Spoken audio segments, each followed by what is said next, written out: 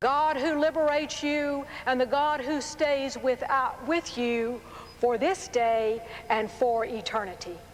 Amen.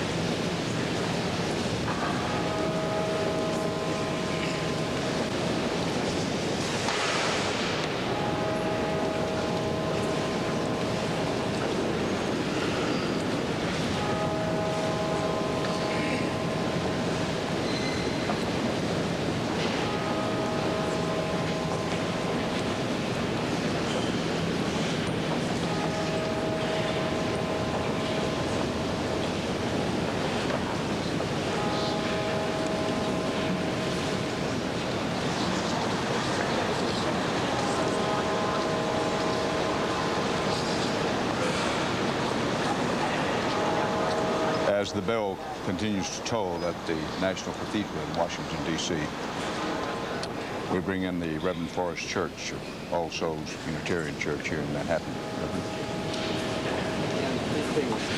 time. The sacrament in that service, I think, was probably summed up best in the perfect tears of Speaker Hassett, which so well expressed the grief all Americans feel.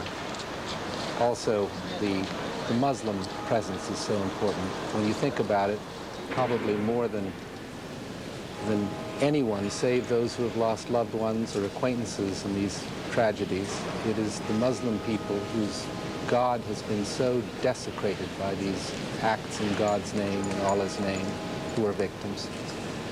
And finally, I think of what Billy Graham said. He spoke of the mystery and reality of evil and how we can answer it. I think the best way to answer the mystery and reality of evil is with the mystery and reality of love.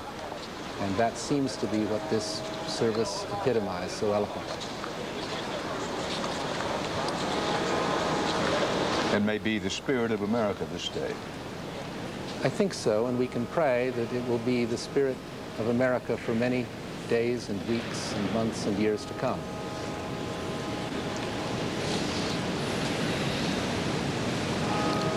They were words of faith and hope for restoration. There was talk of the fire, ashes, and bent steel. That phrase from President Bush's talk.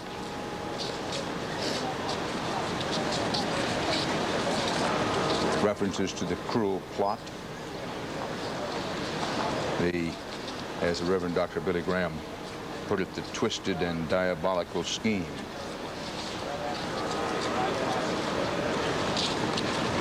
That made this service this morning so wanted and yes, so necessary by and for the American people.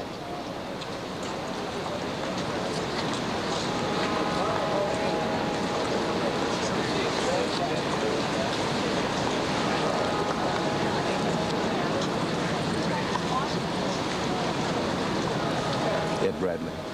Dan, even as Bishop Dixon was saying, go forth in peace, there are indications of what this country is doing and preparing for what the Assistant Secretary of Defense Wolfowitz said was a sustained campaign. The President has already authorized the call-up of 50,000 U.S. reservists. The Secretary of Defense has already called up 35,000 of them so far. So there is talk of going out in peace, but there is preparation for a long and sustained campaign.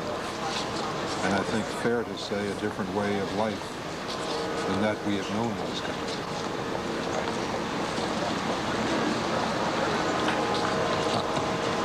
I only hope that as we go out, we remember one of the great and most ironic lessons of history, which is that we must choose our enemies carefully because we will become like them. We must seek justice, but not vengeance. And if the spirit of this service can be carried forth into the necessary work of justice, then our country and the world will be a better place. If not, we will be answering hatred with hatred, and we will be imitating those whom we so despise. Throughout this service this morning, and indeed in events leading up to it, such as the President's cabinet meeting before the service, cabinet meeting at the White House,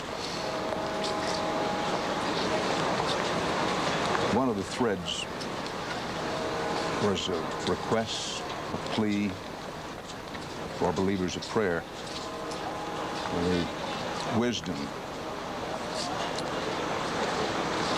to illuminate the pursuit of justice, and at the same time, the strength and defense of liberty, which Defense Secretary Rumsfeld spoke about earlier in the day. On the steps of the National Cathedral in Washington, D.C., at least some of the sun shines. In Lower Manhattan, there are weeping skies. Today was the day the rains came. And the grim difficult work went on through the night, through the dawn, and through all those prayers and talks at the cathedral. The workers work, doing what they have to do, with the realization that the final death toll is generally widely believed now to be well in excess of 4,000, and may, when all is totaled up, be close to or even beyond 5,000. Most of them perished in this rubble. The belief runs strong that, given the heat created in the upper stories of the World Trade Center as the aviation fuel exploded, that some bodies literally were evaporated, and no trace of them may ever be found.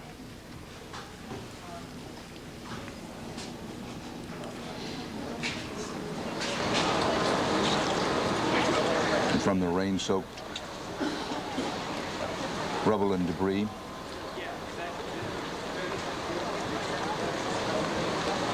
back to the steps of the National Cathedral.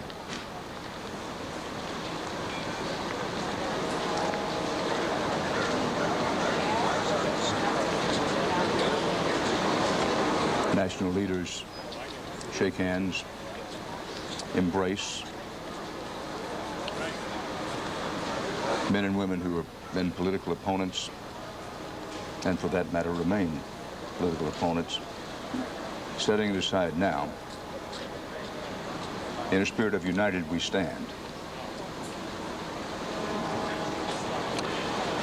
I think, Dan, of the Chinese word for crisis, which has two word pictures, one danger and the other opportunity.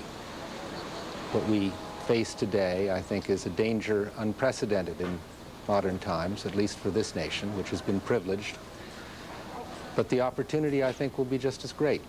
And if we can carry forth in this spirit that we see today, even carry forth in some part of this spirit, our country will be a wiser, perhaps less innocent, but finer country, and we will do better in leading the one world.